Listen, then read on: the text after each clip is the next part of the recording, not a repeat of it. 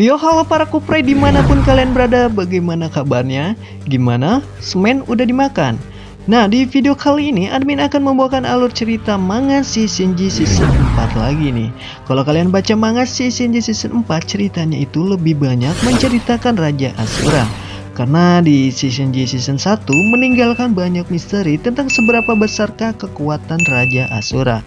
Dan ternyata di season 4 lah rasa penasaran selama ini kita akan terjawab. Nah, kalau kalian masih ingat kemunculan Raja Asura di season 1, baru muncul aja para pasukan langit udah dibuat kocar-kacir ya. Nah, coba kalian bayangkan seberapa kuatkah kekuatan Raja Asura tersebut. Nah, oleh sebab itu, kali ini admin akan menceritakan masa kecil Asura menjadi raja di klannya. Oke lah, berhubung ngebacotnya udah kepanjangan, kuilah kita simak ceritanya. Cerita pun diawali dengan memperlihatkan salah satu penghuni pasukan Asura yang sedang membawakan makanan daging untuk para anak penghuni klan. Para anak penghuni klan pun memakan daging dengan lahapnya. Namun anak kecil ini yang bernama Rahu hanya bisa terdiam menatap teman-temannya yang sedang memakan daging tersebut. Anak itu pun menanyakan, kenapa kau tidak makan bersama kami? Apakah kau tidak menyukainya makanan yang sangat lezat ini?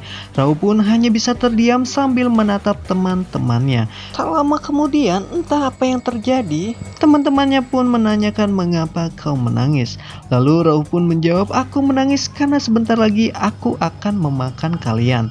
Teman-temannya yang seketika itu terkejut mendengarkan perkataannya dan menganggap perkataan tersebut hanyalah sekedar omong kosong belaka. Namun tiba-tiba Rahu pun seketika itu juga langsung menebaskan pedangnya sekaligus memakan teman-temannya saat itu juga. Tak lama kemudian datanglah 3 Raja Asura yang memuji atas keberanian anak tersebut.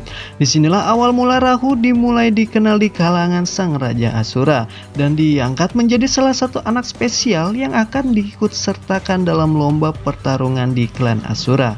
Petinggi klan yang di saat itu melihat anak tersebut, ia pun menanyakan siapakah namamu.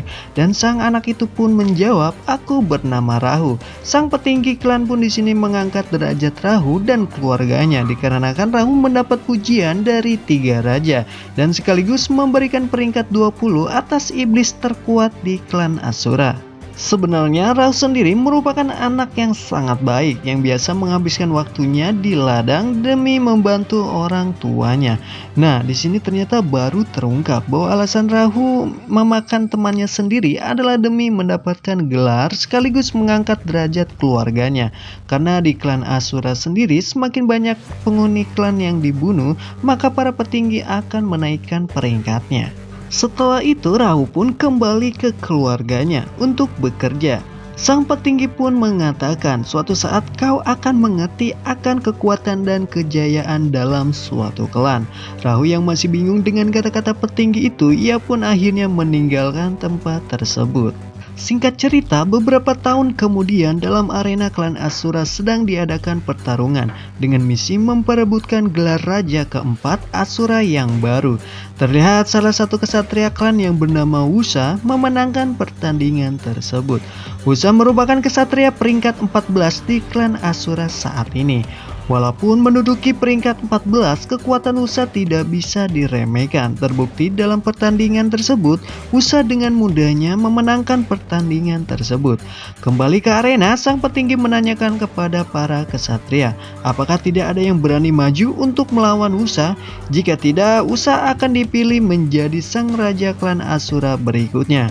Suasana yang di saat itu mulai sunyi dan terpancar wajah gembira pada sang kesatria karena dirinya merasa yakin akan menjadi raja baru di klan Asura.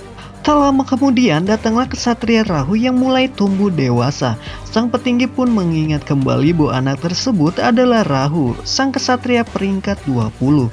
Dengan gagahnya Rahu mendeklarasikan bahwa dirinya akan menjadi raja keempat dan akan melawan siapa saja yang berani menghalangi dirinya. Para penonton yang di saat itu mendengar perkataan Rahu, seketika itu juga meremehkan Rahu bahwa tidak mungkin kesatria peringkat 20 bisa mengalahkan Wusa yang levelnya di atas Rahu.